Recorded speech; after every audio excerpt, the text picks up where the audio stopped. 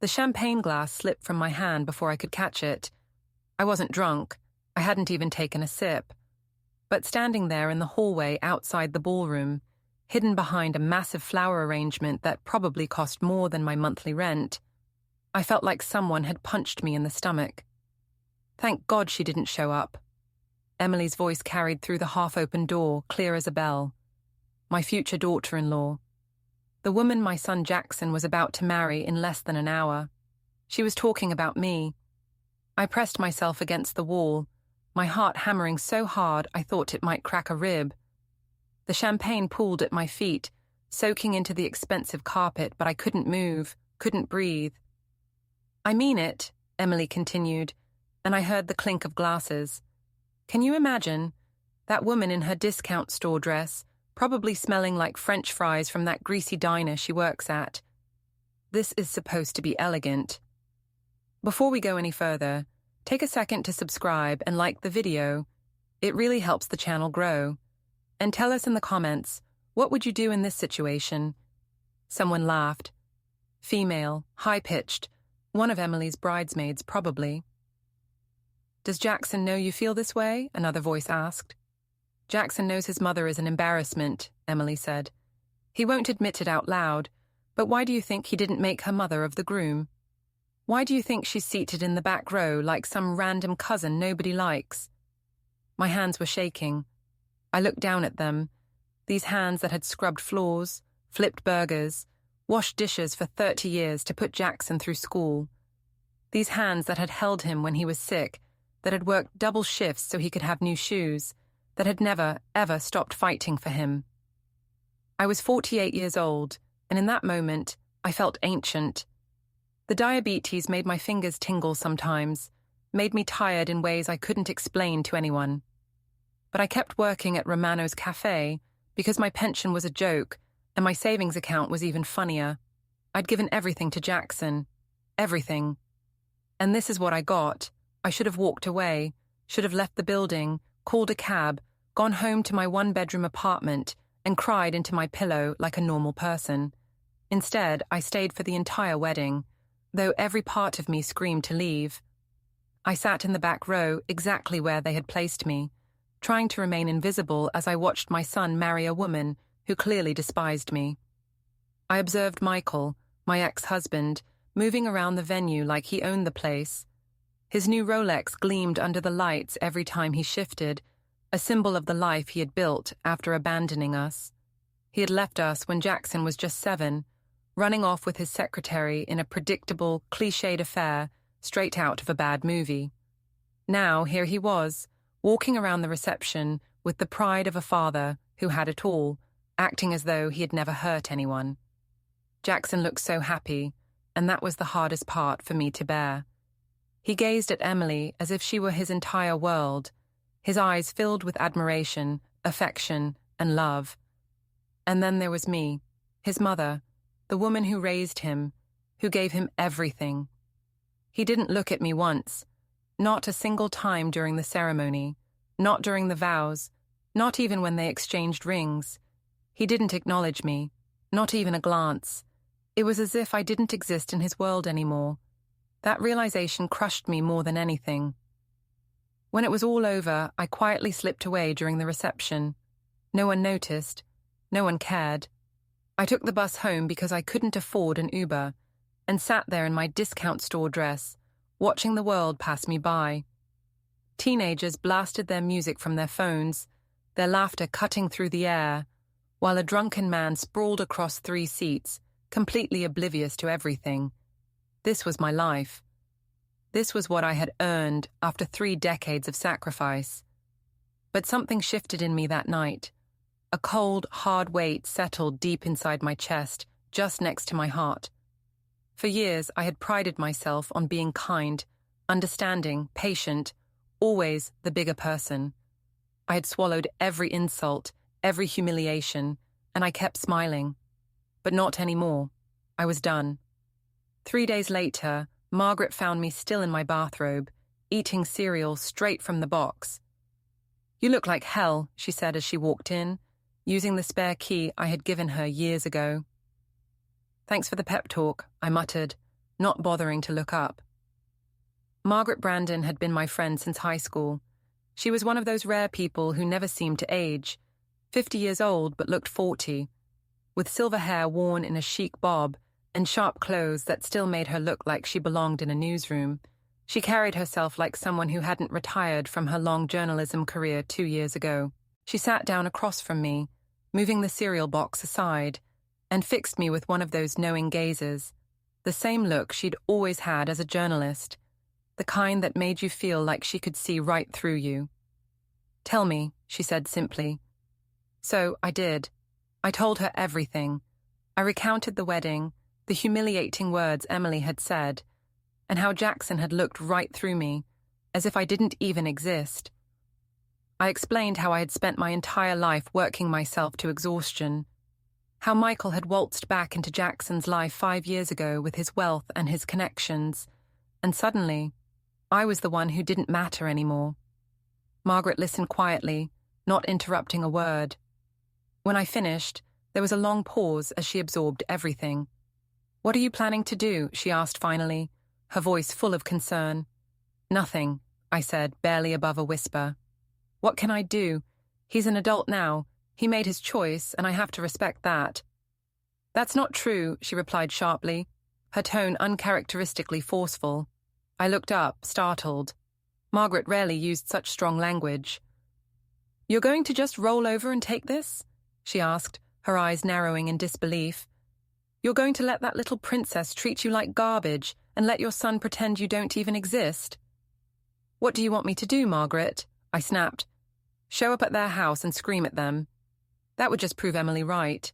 I'd be the crazy mother-in-law that everyone warns you about." Margaret's expression softened, but her smile wasn't warm. It was more like a calculated smirk, one that suggested she knew something I didn't. "No," she said slowly. "But there are other ways." "What are you talking about?" I asked, confusion creeping into my voice. "I'm talking about the fact that I was a journalist for 25 years, Margaret said, leaning in slightly. "And I know how to dig up things about people. I'm talking about the fact that my daughter Jessica works in PR and knows social media better than anyone I've ever met. And I'm talking about the fact that your new daughter-in-law seems like exactly the type of person who has secrets." I stared at her, stunned. "You want me to spy on Emily?" "I want you to protect your son," Margaret said, her voice taking on a serious edge. "Look, maybe I'm wrong. Maybe Emily's a perfect angel who just happens to have terrible manners. But something doesn't sit right with me. The way you described that wedding, the things she said, that's not normal. That's someone who's hiding something. Even if she is, what am I supposed to do about it?" I asked, feeling helpless. "We find out what it is," Margaret said firmly. "And then you decide. Maybe it's nothing. Maybe it's something. But at least you'll know." I wanted to say no. I wanted to tell Margaret that I wasn't the kind of person who would go snooping around, investigating people's lives. I wanted to say I was better than that I could rise above it all. But the truth was, I wasn't better than that. Not anymore. "Okay," I said quietly, my voice barely a whisper. "How do we start?" Margaret's smile got wider. "Leave that to Jessica." Jessica Brandon was 25 years old and looked like she belonged in a startup commercial. Thick glasses, messy bun, always carrying at least 2 phones and a laptop covered in stickers. She showed up at my apartment the next evening with Thai food and a plan. "So, here's the thing about people like Emily," Jessica said, spreading cartons across my coffee table. "They think they're smart because they set their Facebook to private and they don't post compromising photos, but they always mess up somewhere." "What do you mean?" I asked. "I mean everyone has a digital footprint, everyone. And people who are hiding something always leave breadcrumbs because they can't help themselves." She pulled out her laptop. "I've already done some basic searching. Your daughter-in-law has Instagram, Facebook, and LinkedIn. Everything looks clean on the surface.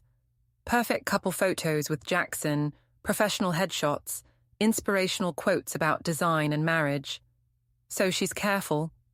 Or she's got something to be careful about," Jessica said, "which is where I come in."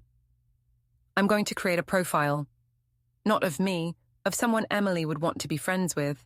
Someone interesting, successful, living the kind of life Emily wishes she had. A fake profile? It's called a sock puppet account in my industry. We use them all the time for research. Completely legal, as long as you don't use it for fraud or harassment. Jessica was already typing. I'm thinking, young professional woman, late 20s, works in fashion or tech, travels a lot, very photogenic. I'll use AI-generated photos so there's no real person involved.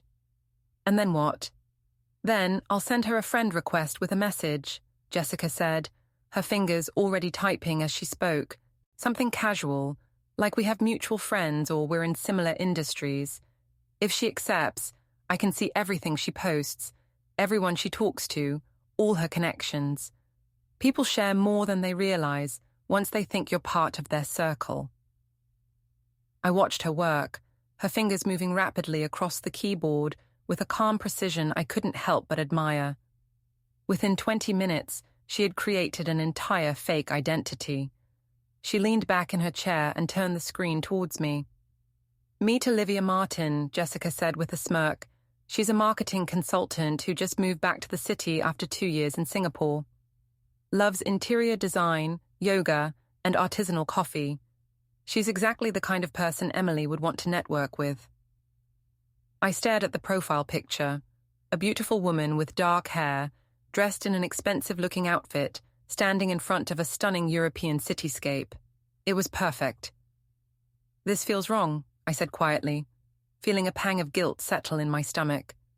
Margaret, who had been quiet up until this point, sitting in the corner with her tea, raised an eyebrow. More wrong than what Emily said about you at the wedding? She asked pointedly. I didn't answer right away because Margaret was right. It didn't feel good, but it didn't feel wrong either. Not when I had seen the way Emily treated me. Not when I thought about the years of sacrifice I had put into raising Jackson. Look, Lisa, Jessica said, her tone softening. We're not doing this to hurt anyone. We're doing this to find the truth. If Emily is exactly who she appears to be, then we'll find nothing, and we drop it. But if she's hiding something that could hurt Jackson, don't you want to know? I thought about my son. I thought about the little boy who used to climb into my bed during thunderstorms, terrified and wanting nothing but my comfort. The boy who used to tell me I was his best friend, who would save half his Halloween candy to share with me. My heart ached. Of course I wanted to know. Do it, I said, my voice barely audible but resolute. Jessica immediately sent the friend request. We sat in silence, the weight of the decision hanging in the air, until the waiting began. 3 hours later, while I was lying in bed staring at the ceiling, my phone buzzed with a text from Jessica. She accepted. I sat up quickly, my heart racing. It was like the first step into something I couldn't turn back from. The next 2 weeks dragged on. Jessica's fake profile liked Emily's posts, commented occasionally with vague compliments, but Emily didn't engage much beyond a polite like or brief reply. She was cautious, exactly as Jessica had predicted. Meanwhile, I went back to work at Romano's, flipping eggs and pouring coffee for the breakfast crowd. Each day felt like a blur. I came home exhausted every afternoon, and my diabetes was worsening. My doctor had warned me at my last appointment that I needed to take better care of myself, but I couldn't afford to cut back on hours. I couldn't afford to slow down, not when every cent counted. You need to take better care of yourself, Tony, the owner of Romano's, told me one morning when he caught me sitting down during the lunch rush, a rare moment of rest. You look tired, Lisa. I'm fine, I said, getting back up quickly. Just didn't sleep well. That was true. I hadn't slept well in weeks. Every night I lay awake, staring at the ceiling, consumed by thoughts of Jackson, of Emily, of everything that had gone wrong. It felt like a pit in my stomach that wouldn't go away. Margaret called me every few days to check in. Nothing yet, she'd say, but Jessica's working on it. Then, on a Tuesday afternoon, while I was wiping down tables, my phone rang. I glanced at the screen, seeing Jessica's name. Mum wants you to come over tonight, she said without preamble. I found something. My pulse quickened. What did you find? Better if I show you in person. Can you come after work? I'll be there by 6. The rest of my shift dragged on, every minute feeling like an eternity. I kept looking at the clock, but only 5 minutes would pass. By the time I arrived at Margaret's house in the suburbs, the familiar, comforting sight of her home felt different. She had bought this house with her retirement savings, and it was a nice place, well-kept, orderly, a stark contrast to my small, cluttered apartment. When I walked in, Jessica was already set up in the living room, her laptop open on the coffee table. She looked up as I entered, her eyes sharp, focused. Okay, she said as soon as I sat down. So the direct approach wasn't working. Emily wasn't opening up to Olivia. But I started thinking, if Emily has secrets, she's probably not sharing them with new friends. She'd share them with old ones. So, I asked, confused. So I started looking at her old friends, Jessica continued. High school friends, college roommates, people from her past. And I found something interesting. She pulled up a Facebook profile on her laptop. This is Ryan Mitchell. He went to college with Emily. They were in the same design program. The profile showed a good-looking guy in his late 20s, with an athletic build, working as a freelance designer in the city. They're Facebook friends, Jessica continued, and when I looked at his public posts, I found this. She clicked on a photo from 6 months ago. It showed Ryan at a bar with a group of people. In the background, barely visible, was Emily. That could be anyone, I said, not wanting to jump to conclusions. That's what I thought too, until I noticed something, Jessica said, zooming in on the photo. Look at what she's wearing. I squinted at the screen. Emily was wearing a distinctive necklace, a silver chain with a moon pendant. Jackson gave her that necklace, I said slowly, the realization sinking in. For their 6-month anniversary, I remember because he asked me if I thought she'd like it. Exactly, Jessica said. So this photo was taken after Emily and Jackson started dating. She was out at a bar with her ex while she was with your son. Maybe they're just friends, I said, trying to give Emily the benefit of the doubt. Maybe, Jessica said, her voice flat. But watch this. She pulled up Ryan's Instagram profile. I created another fake profile, this time pretending to be a guy. I started following Ryan, liking his posts, and eventually messaged him. Told him I was new to the city, asked if he knew any good spots. We chatted a bit. Jessica, you didn't... Relax, she cut me off. I kept it totally casual, but I did ask about his relationship status. He said he's single, but it's complicated. Then he posted this yesterday. She showed me a photo of a woman's hand wearing a ring, holding a coffee cup. The caption read, "Some connections never really end." That could be anyone, I said again, but my voice was uncertain. This wasn't solid evidence, but it felt like something was off. It could be, Jessica agreed. But look at the background of the photo. See that coaster? That's from Bluebird Cafe downtown. And look at this. She pulled up Emily's Instagram. 3 days ago, Emily posted a photo of a latte with the caption, "Needed this today." Same cafe, same distinctive Bluebird logo on the coaster. My stomach twisted. This isn't proof of anything. Not by itself, Margaret said, speaking up for the first time. But it's a pattern, and patterns tell stories. So what do I do with this? I asked, feeling the weight of the situation. Show Jackson some circumstantial evidence that his wife maybe had coffee with an ex. He'll think I'm crazy. He'll think I'm trying to sabotage his marriage. You're right, Jessica said. We need more, and I think I know how to get it. How? Jessica smiled, but it wasn't a happy smile. We talked to Ryan directly. The fake profile Jessica created this time was male.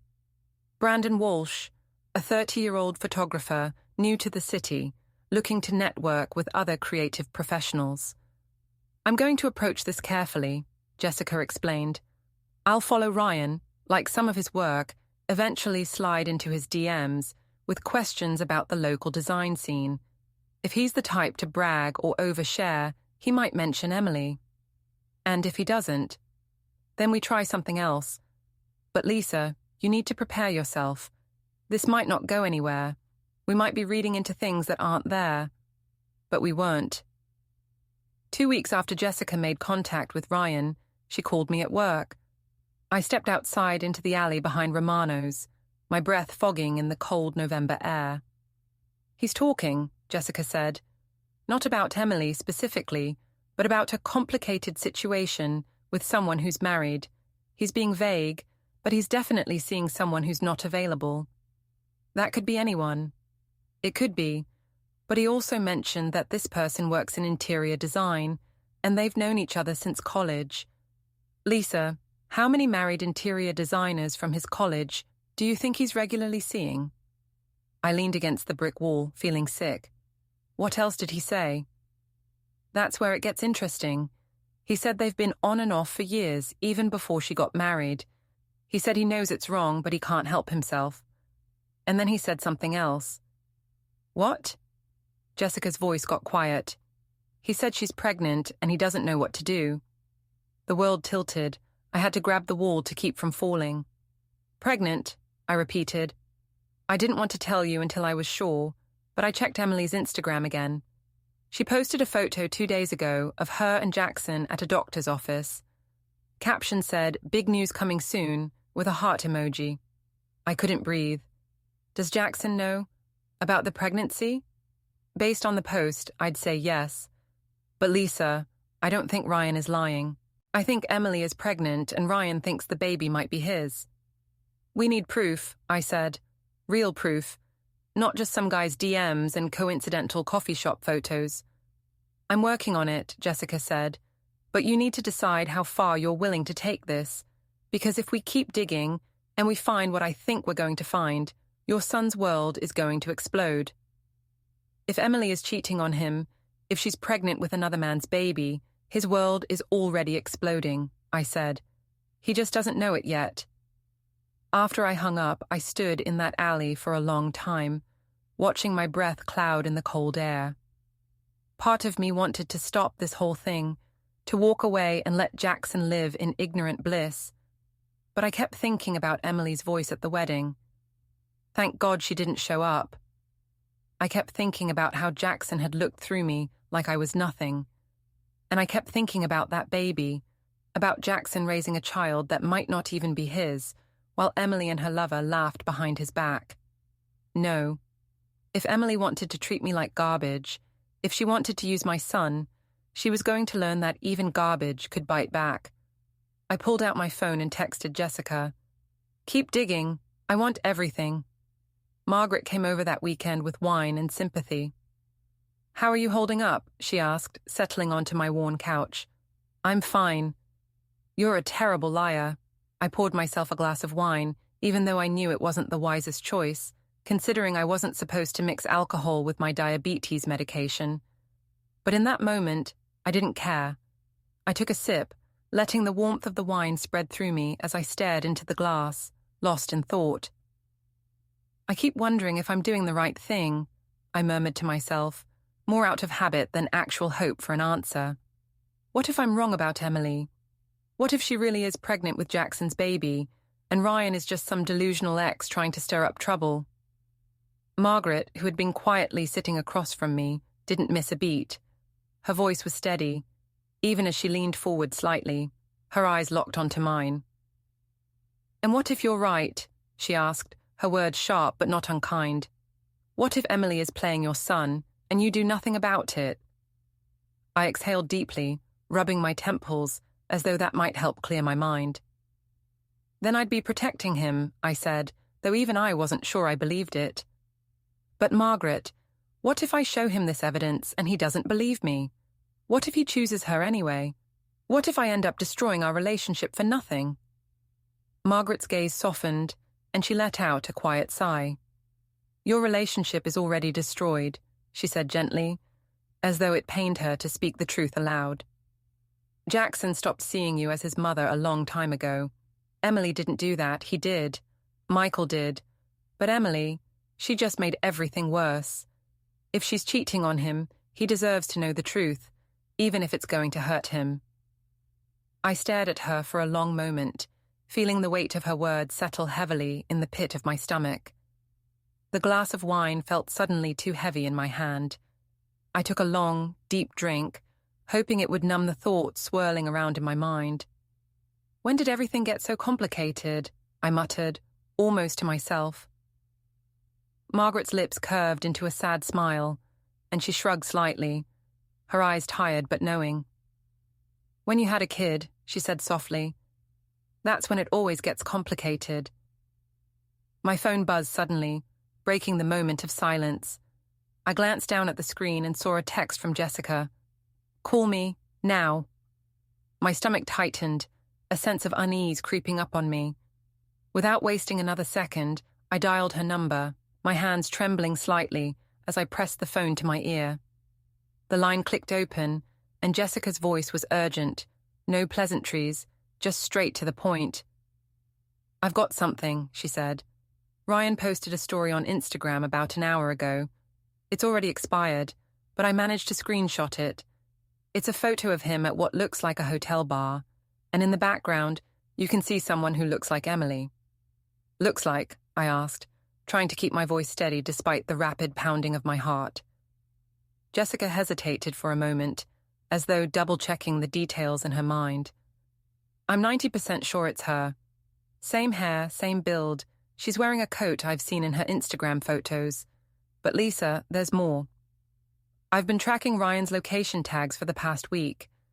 3 days ago, he tagged a post at the Riverside Hotel. That same day, Emily posted a selfie with a caption about taking time for self-care. I thought it was just some spa day nonsense at first, but then I took a closer look at the reflection in her sunglasses. My breath caught in my throat. What did you see? I asked, barely able to keep the panic from creeping into my voice. What am I looking at? The Riverside Hotel logo, on a coffee cup. She was at the same hotel, same day. That's still not proof they were together. No, but it's another data point. And I found one more thing. I managed to get into some of Ryan's older posts, ones from before he set his Instagram to more private. 2 years ago, he posted a photo of him and Emily at a restaurant. Caption said, always my favorite. Emily commented with a heart emoji. This was a year before she met Jackson. I felt something cold settle in my chest. They were together before, or at least interested in each other, and Lisa, based on the timing of that post and when Emily started dating Jackson, I don't think they ever really ended things. After I hung up, I sat on my couch for a long time, Margaret next to me, neither of us saying anything. What are you thinking? Margaret finally asked. I'm thinking, I said slowly, that I need to see Ryan for myself. What do you mean? I mean I need to talk to him face to face. I need to know if he's really seeing Emily, and I need to know about this baby. Lisa, that's dangerous. If Emily finds out... How will she find out? Ryan doesn't know who I am, and Jessica's fake profile can set up a meeting. Tell him Brandon wants to meet in person to discuss a photography project or something. Margaret looked worried. I don't like this. I don't either, I admitted, but I'm tired of hiding in the shadows. I'm tired of relying on screenshots and educated guesses. I want to look this man in the eye and hear the truth. And then what? Then I talked to Jackson. Jessica set up the meeting for the following Tuesday at a coffee shop downtown, far enough from Romano's that I wouldn't run into anyone I knew. She'd told Ryan that Brandon wanted to discuss potentially hiring him as a design consultant for some photography projects.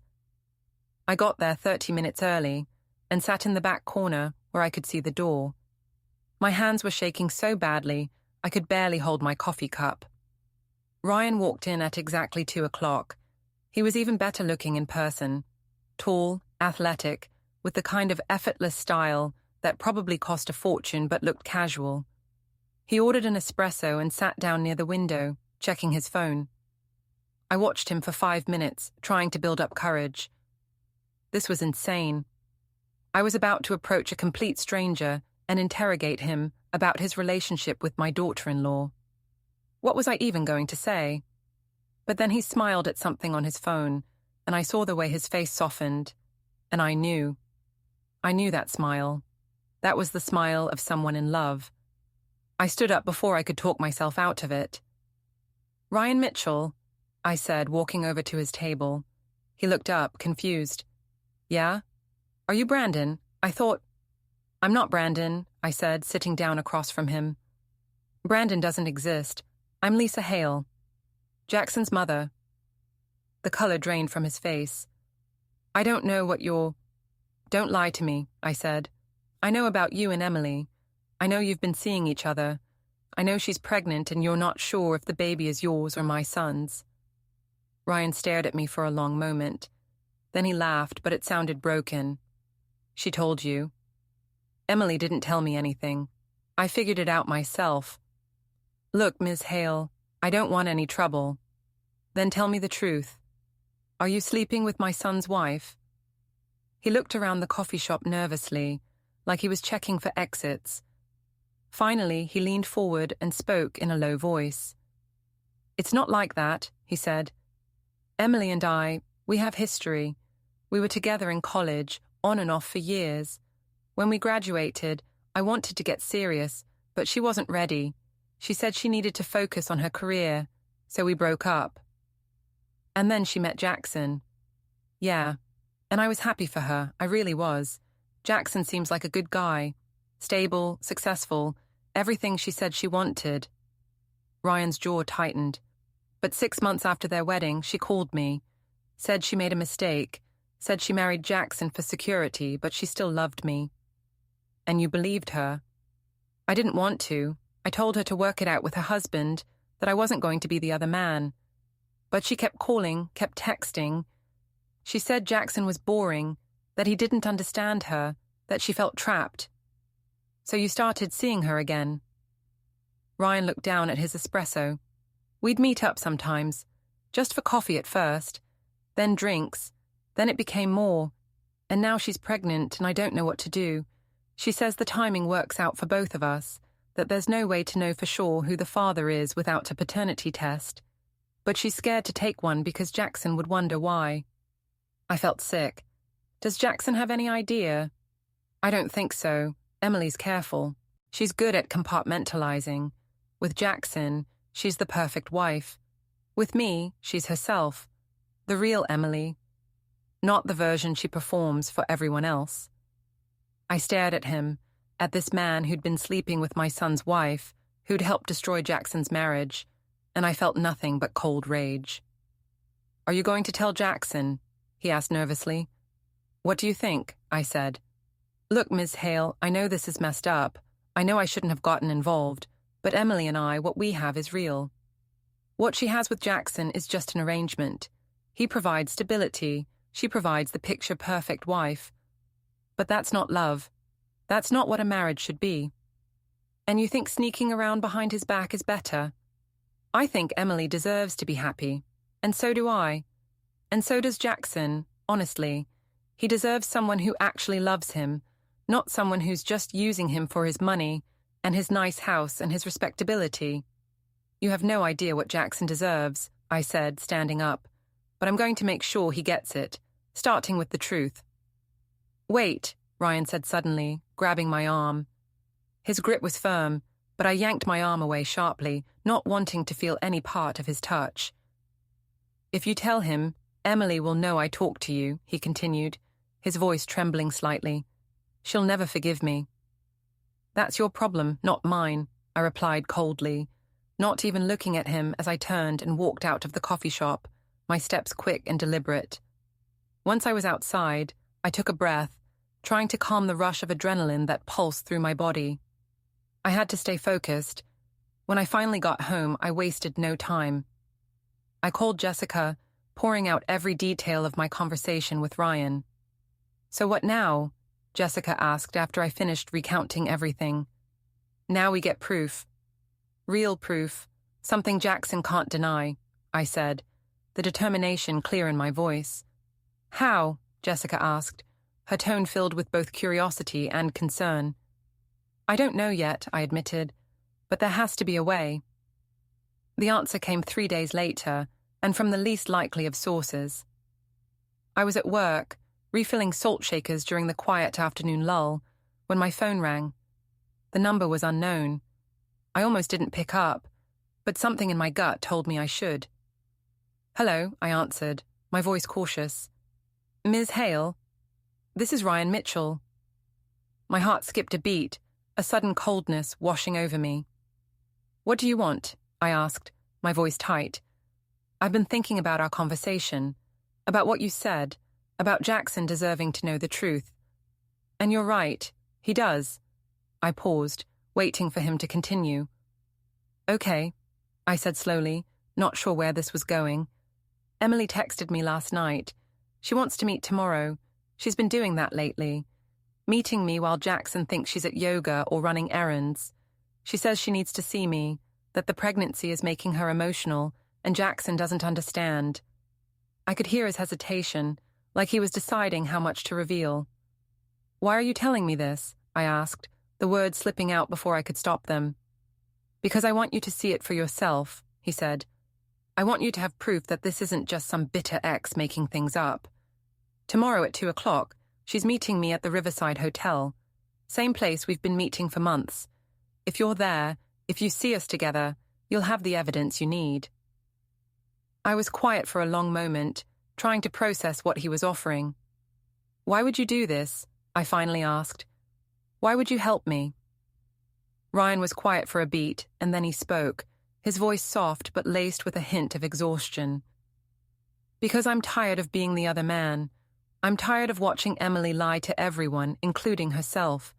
And maybe, if Jackson knows the truth, if this whole thing explodes, Emily will finally have to make a real choice instead of having everything both ways." "You think she'll choose you?" I asked, the words coming out before I could stop them. Ryan didn't respond immediately, and when he did, his tone was uncertain.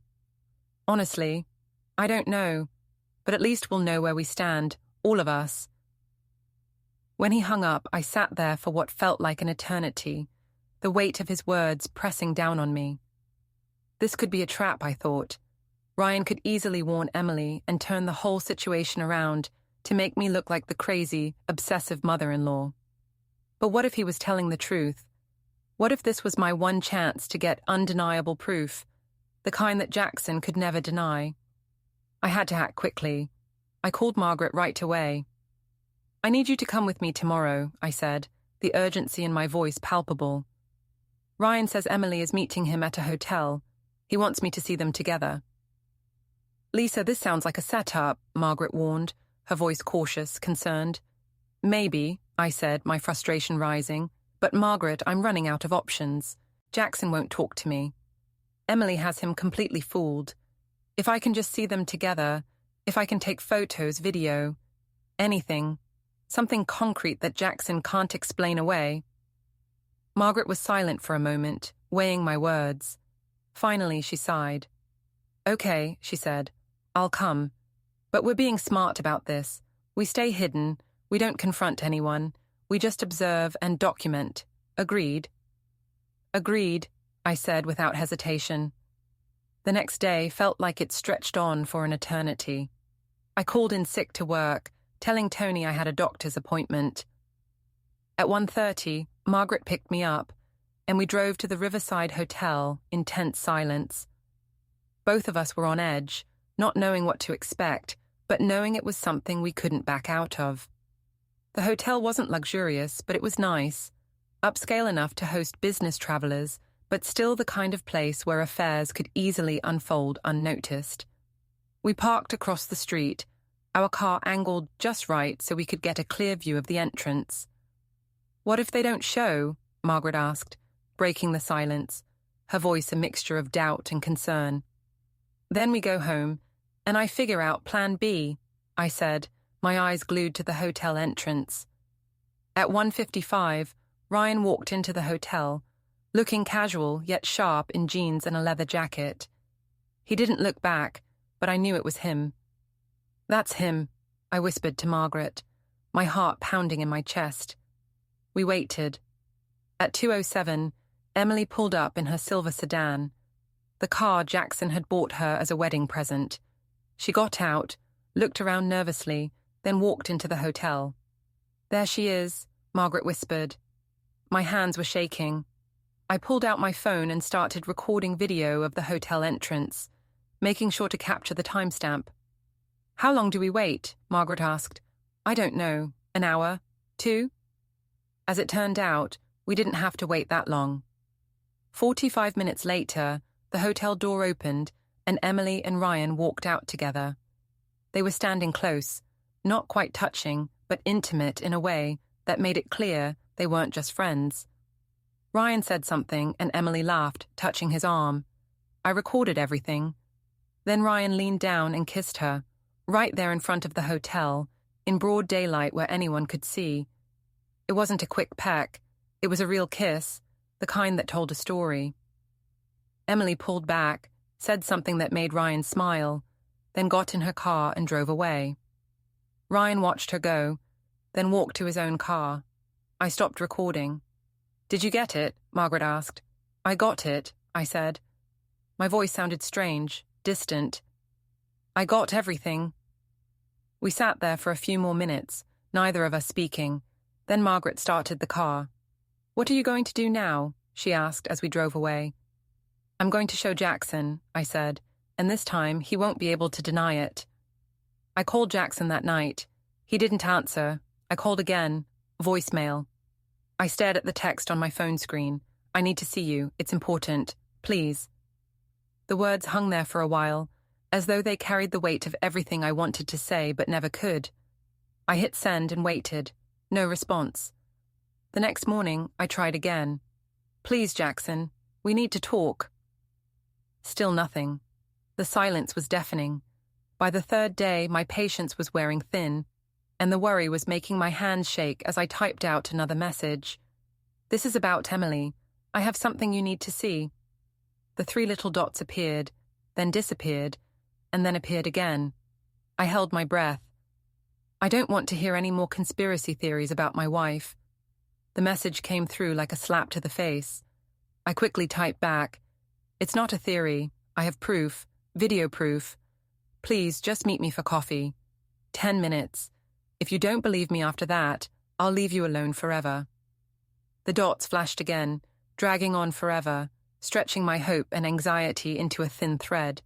Finally, his reply came. "Fine. Tomorrow, 3 p.m., Starbucks on 5th Street. 10 minutes. I felt a rush of relief mixed with dread. This was it. Tomorrow I would show him everything. That night, I barely slept. I kept replaying the video on my phone, ensuring every frame was clear. I needed Jackson to see it, to understand it, and most importantly, to believe it. Emily's face had to be unmistakable. There could be no room for doubt. The next day, I arrived at Starbucks 30 minutes early. I ordered a coffee. I had no intention of drinking, my hands too shaky to hold it for long. I sat at a corner table, staring at my phone, willing Jackson to show up and face what I had to say. Exactly at 3, Jackson walked through the door. His shoulders were slumped, his face drawn and tired. Dark circles under his eyes told their own story. "Hi," I said, my voice steady, despite the storm of emotions inside. "You have 10 minutes, he replied curtly, sitting down with a sigh. "What's so important?" I slid my phone across the table, my heart thudding painfully in my chest. "Watch this." Jackson glanced at the phone, his brows furrowed in confusion. "What is it?"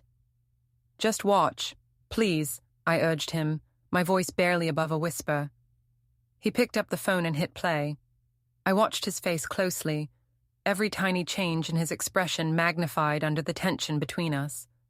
First, he looked annoyed, then confused, and then his face drained of color. The video showed Emily pulling up to the hotel. Her car came to a stop, and I held my breath, praying he would see it for what it was. It showed her entering the hotel, and 45 minutes later, she came out with Ryan. They were talking, laughing, touching, kissing. Jackson didn't speak. He just watched the video again, his eyes glued to the screen. I watched him closely, trying to read him, to understand what was happening in his mind. He set the phone down slowly, his face a mask of disbelief. "Where did you get this?" His voice barely registered as a whisper, strained and cracked. "I recorded it yesterday," I said, trying to keep my voice calm. "Ryan told me Emily was meeting him. He wanted me to see the truth." "You've been following my wife?" His eyes narrowed, his voice now tinged with anger.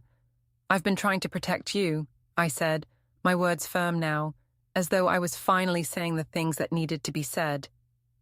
"Jackson, Emily's having an affair. She has been for months. And that baby she's carrying, the baby might not be yours."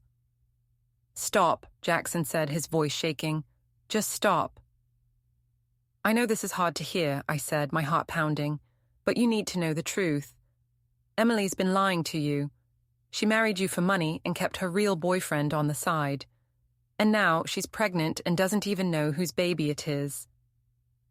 Jackson's chair scraped against the floor. As he stood up so suddenly, it fell backward. A few people in the coffee shop glanced over at us, and I caught a glimpse of their curious stares, but I was focused on him. He grabbed the chair and set it upright, then leaned down close to me. "You did this," he hissed. "You hunted for this. You stalked my wife until you found something you could use against her." "I found the truth," I said, my voice steady, unyielding. "No," he spat, shaking his head. "You found what you wanted to find. You've never liked Emily. From the moment I introduced you, you looked for reasons to hate her. And now, you've manufactured this whole thing to prove you were right." "Manufactured?" I echoed, the word feeling like a slap. "Jackson, you saw the video. That's Emily. That's her kissing another man in a hotel parking lot. How is that manufactured?" "I don't know. Maybe you hired actors. Maybe you edited it. Maybe—" He was grasping at straws now, desperate for an explanation. "You know that's not true," I said, leaning forward slightly, staring him down. "Look at me, Jackson. Look at my face. You know I'm not lying." He paused, his hands shaking. I could see the battle inside him, between what he wanted to believe and what he was afraid of believing. "Even if this is real," he said slowly, his voice quiet, "even if Emily did meet this guy, it doesn't mean what you think it means. Maybe he's a friend. Maybe—" "Friends don't kiss like that," I interrupted, my voice sharper now. "You don't know what you saw," he snapped, his face twisted in disbelief. "I know exactly what I saw," I said, "and deep down, so do you." Jackson grabbed my phone and forwarded the video to himself.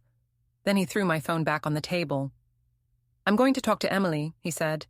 "I'm going to show her this and hear what she has to say, and then I'm going to figure out what to do. But Lisa, whatever happens next, you need to understand something. You and I are done. After this, I don't want to hear from you. I don't want surprise visits or phone calls or investigations. We're done. Jackson, please. I mean it. You've crossed a line. Multiple lines. And I can't forgive that." He walked out before I could respond.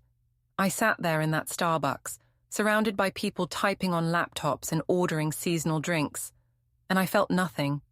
Just emptiness. I'd done what I set out to do.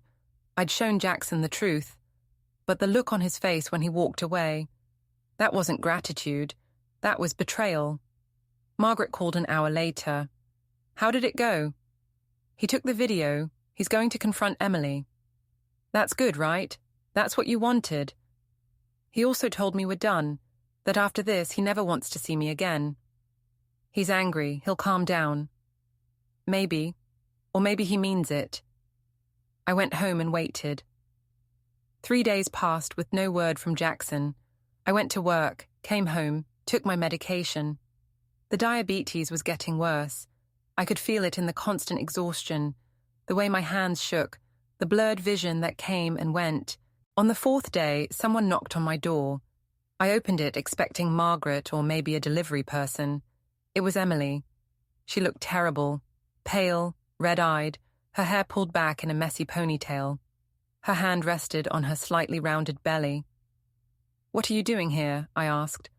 I need to talk to you, Emily said. Please, just 5 minutes. Every instinct told me to slam the door in her face, but curiosity won out. I stepped back and let her in. Emily walked into my small living room and looked around. I could see her taking in the worn furniture, the outdated kitchen, the whole sad little space that was my life. What do you want? I asked. Emily turned to face me. I want you to know that you destroyed my life. I destroyed your life? You're the one who cheated on my son. I made a mistake, Emily said. I admit that, but Jackson and I could have worked through it. We could have gone to counseling, figured things out, but you had to interfere. You had to spy on me and video me and shove it in Jackson's face. He deserved to know the truth. Why? What good did it do him? Now he's miserable. I'm miserable. And this baby... She touched her stomach. This baby is going to grow up in a broken home because you couldn't mind your own business. That baby might not even be his. It doesn't matter, Emily shouted. Don't you get it? Jackson loved me. He loved us. He would have been a good father no matter what some DNA test said. But now, because of you, he's questioning everything. He looks at me like I'm a stranger. He won't even touch me. That's not because of me. That's because you lied to him. I was protecting him, Emily said, and she was crying now. I was protecting our family.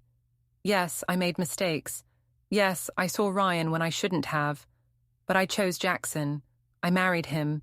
I was building a life with him, while sleeping with another man. I'm human. I'm weak and confused, and sometimes I don't know what I want. But I was trying, Lisa.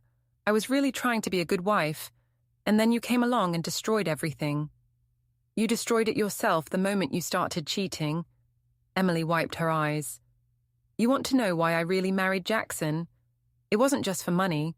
It was because he was kind, because he was stable, because after years of drama with Ryan, I wanted something real, something that wouldn't fall apart. Then why did you keep seeing Ryan?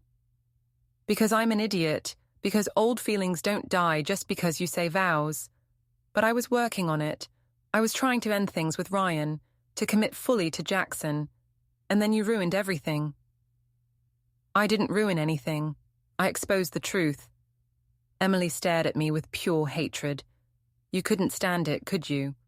You couldn't stand that Jackson was happy without you, that he had me and his father and a baby on the way. You weren't the center of his world anymore, and you couldn't handle it. That's not true, isn't it? Be honest, Lisa. This wasn't about protecting Jackson. This was about punishing me for taking him away from you. This was about revenge. She walked to the door, then turned back. I hope you're happy, she said. I hope destroying my marriage was worth it, because Jackson will never forgive you for this. Never. She left, slamming the door behind her. I stood there for a long time, her words echoing in my head. Was she right? Had I done this for Jackson, or had I done it for myself? No. Emily was wrong. I'd done this to protect my son from a woman who was using him. But even as I thought it, doubt crept in. I tried calling Jackson that night. His number was still blocked. I texted from Margaret's phone, "Please talk to me. I need to know you're okay." No response. 2 more days passed. Then, on a Saturday afternoon, my phone rang. Unknown number. Hello? It's me, Jackson said. Relief flooded through me. Jackson, thank God. Are you okay? No, he said. I'm not okay, but I needed to call you. What happened? Did you talk to Emily? I confronted her. I showed her the video. And she admitted everything. The affair with Ryan, the hotel meetings, all of it. She cried and said she was sorry, that she loved me, but she was confused. Did she say whose baby it is? Jackson was quiet for a moment. She says she doesn't know. She says the timing works out for both of us. She offered to take a paternity test after the baby's born. My heart sank. Jackson, I'm so sorry. Are you? His voice was sharp. Are you really sorry, or are you glad you were right? Of course I'm sorry. I never wanted you to be hurt. But I am hurt. My marriage is over. The woman I loved has been lying to me for months. The baby I've been excited about might not even be mine. And you know what the worst part is? What? Part of me wishes you'd never shown me that video. Part of me wishes I could have just stayed ignorant, raising a baby and loving a wife who was using me. At least then I wouldn't feel like this. Jackson. I told Emily to leave, he continued. I told her to pack her things and get out. She's staying with some friend now. That's the right decision. Is it? Because it doesn't feel right. It feels like my whole life just exploded. In time, you'll see that this was the best thing. You'll find someone who actually loves you, who doesn't lie to you. Stop, Jackson said. Just stop. I don't want to hear about how this is all for the best. I don't want your reassurance or your advice. I just wanted you to know what happened. Jackson, can we meet? Can we talk in person? No, I'm not ready for that. I'm not sure I'll ever be ready for that. What does that mean? It means I need time, a lot of time. Maybe forever. I don't know. You're my son. I love you. I did this because I love you. I know, Jackson said, and his voice softened slightly. I know you love me. But Mom, your love is suffocating. It's controlling. You can't just let me live my life and make my own choices. You have to interfere, to fix things, to prove you're right. I was right about Emily. Yeah, you were. Congratulations. You exposed my wife as a cheater. You proved she was using me. You won. Does it feel good? No, I said honestly. It feels terrible. Good, because this is terrible. All of it. There was a long silence. I have to go, Jackson said finally. Emily wants to talk again. She says she has more to explain. Don't listen to her. She'll just lie to you again. Maybe, but that's my choice to make, not yours. He ended the call abruptly. I sat there, holding my phone in my hand, feeling emptier than I ever had before. A week went by, then another, and still there was no word from Jackson. Not a single message, not a call, nothing at all. Margaret came over with groceries and concern. You need to eat, she said, unpacking food into my refrigerator. You're losing weight. Have you been taking your medication? Sometimes, I admitted. Lisa, you can't do this to yourself. Jackson will come around eventually. Will he? Emily was right. He'll never forgive me for this. He will. He just needs time to process everything. What if Emily convinces him to take her back? What if she tells him the baby is his and he believes her? Then he makes that choice, and you accept it. I can't accept it, not after everything I did to expose her. Margaret sat down next to me. That's the problem, isn't it? You went so far down this road that now you can't turn back. You've invested too much in being right about Emily. I was right about Emily. Yes, but at what cost? You lost your son. You destroyed his marriage. You caused him pain. Was it worth it? I didn't answer because I didn't know. Another week passed, then 2 more. I stopped checking my phone obsessively, stopped hoping Jackson would call. I went to work, came home, existed. Then, on a Tuesday evening, exactly 1 month after I'd shown Jackson the video, someone knocked on my door. I opened it. Jackson stood there and he looked awful. He'd lost weight, his clothes hung loose on his frame, and there were dark circles under his eyes that made him look 10 years older. Hi, he said. Hi, I said back, too shocked to say anything else. Can I come in? I stepped back and let him in. He walked to my couch and sat down heavily. Emily's pregnant, he said without preamble. In case you were wondering, still pregnant, baby's due in 3 months. I know, I said. I assumed. She's been calling me, every day, begging me to take her back, saying she made a mistake, that she loves me, that the baby is mine. Do you believe her? I don't know what to believe anymore. Jackson looked at me. That's why I'm here. I need to know something, and I need you to be honest with me. Okay. Did you do this for me, or did you do this for yourself? The question hit me like a punch. What? This whole thing, the investigation, the videos, exposing Emily. Did you do it to protect me, or did you do it because you were jealous of her? Because you couldn't stand that I'd chosen her over you? I wanted to lie, wanted to say it was all for him, only for him. But Jackson deserved the truth. Both, I said. I did it because I love you and I wanted to protect you. But Emily was right. Part of me also did it because I was hurt. Because you'd pushed me away, and Emily had encouraged it, and I wanted to prove that I mattered, that you still needed me. Jackson nodded slowly. At least you're honest. Does that change anything? I don't know. Maybe. Probably not. He stood up. I came here to tell you that I'm going to take Emily back. The world stopped. What? She's pregnant with my child, or at least, probably my child. We'll do the paternity test after the baby's born, but Emily swears it's mine. And even if it's not, I've realized something over these past few weeks. What? I love her. Despite everything, despite the lies and the cheating and the betrayal, I still love her. And I'd rather try to make it work, try to build a life with her than walk away. Jackson, no. She's using you. She doesn't really love you. Maybe. Or maybe she loves me as much as she's capable of loving anyone. Maybe that's enough. It's not enough. You deserve someone who loves you completely, who wouldn't cheat on you, who wouldn't lie to you about whose baby you're raising. And maybe I'll never find that person, Jackson said. Maybe Emily is as good as it gets for me. So I'm going to try.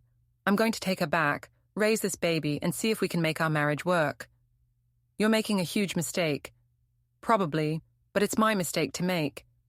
He walked to the door, then turned back. I need you to promise me something. What? Promise me you'll stay out of it. No more investigations, no more videos, no more trying to expose Emily or prove she's terrible. If I'm going to make this work, I need you to back off. I can't promise that. If she hurts you again, then I'll deal with it. But Mum, I'm serious. If you interfere again, if you try to sabotage my marriage again, we're done. Permanently. Do you understand? I stared at him. You're choosing her over me. Again. No, I'm choosing my family. My wife and my child. That's who I need to prioritize now. I'm your family. You are. But you are also the person who spent months stalking my wife and recording her in parking lots. You're the person who couldn't let me be happy. So yeah, right now I'm choosing Emily over you, because at least with her, I know what I'm getting. With you, I never know when you're going to decide you know what's best for me and blow up my life. He left before I could respond. I stood there in my doorway, watching him walk down the stairs and out to his car. And that's when I realized I'd lost. I'd exposed Emily. I'd shown Jackson the truth. I'd done everything right, and I'd still lost my son. 3 weeks passed in a blur. I went to work, came home, took my medication when I remembered. Tony pulled me aside one morning and asked if everything was okay. I lied and said yes. Margaret stopped coming over as much. I think she was tired of watching me spiral. Jessica called a few times, but I didn't answer. Then on a Friday night, my phone rang. Jackson, I answered immediately. Hello? Mum. His voice was tight, strained. I need you to come over, now. What's wrong? Just come, please. He hung up. I drove to his house in a daze, my heart pounding. What had happened? Was Emily okay? Was the baby okay? When I got there, Jackson's car was in the driveway. So was Ryan's. My stomach dropped. I knocked on the door. Jackson answered, and his face was pale, his eyes red. Come in, he said. I stepped inside. Ryan was sitting on the couch, looking uncomfortable. Emily was standing by the window, crying. What's going on? I asked. Tell her, Jackson said to Emily. Tell her what you just told me. Emily's face crumpled. Jackson, please. Tell her. Emily looked at me, mascara running down her face. The baby is Ryan's, she said. I'm sorry, I lied. I knew all along, but I wanted it to be Jackson's so badly that I convinced myself it could be. But I can't do this anymore. I can't keep lying. I stared at her, then at Jackson. How do you know? Because I had a DNA test done anyway, Jackson said, without telling her.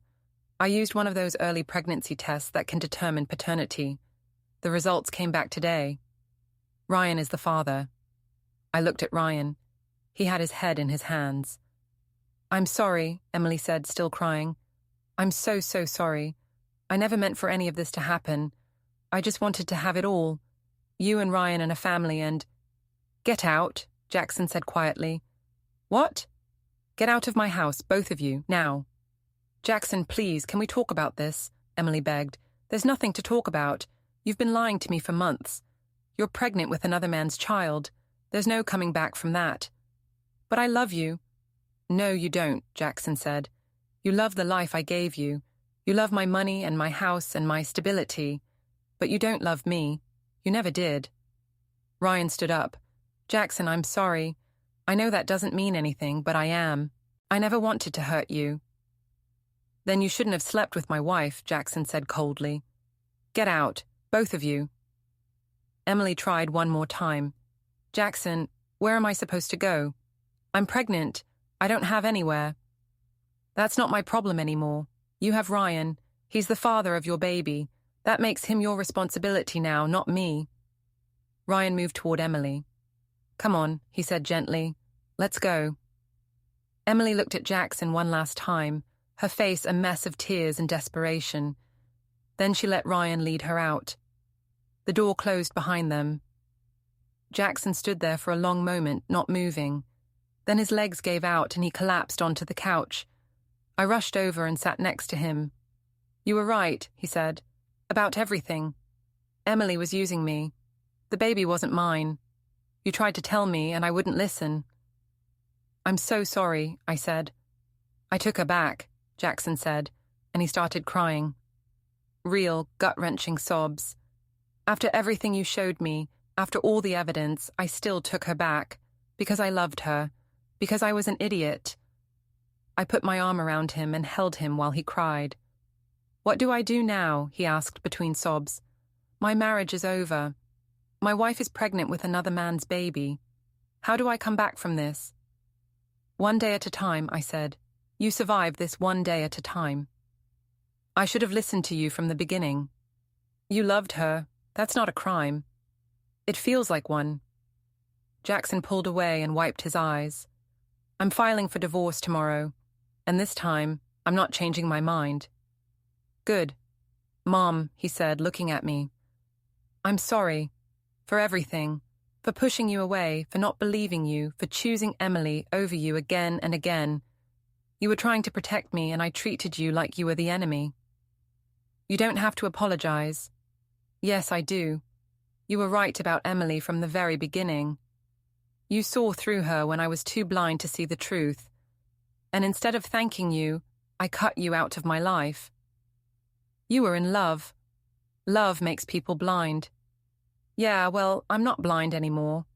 He took my hand. I need you, Mom. I know I said we were done, but I can't do this alone. I need my mother. Tears streamed down my face. I'm here. I've always been here. Jackson leaned over and put his head on my shoulder, just like he used to when he was little. And sitting there in his living room, holding my broken son while he cried, I felt something I hadn't felt in months. I felt like I'd finally won.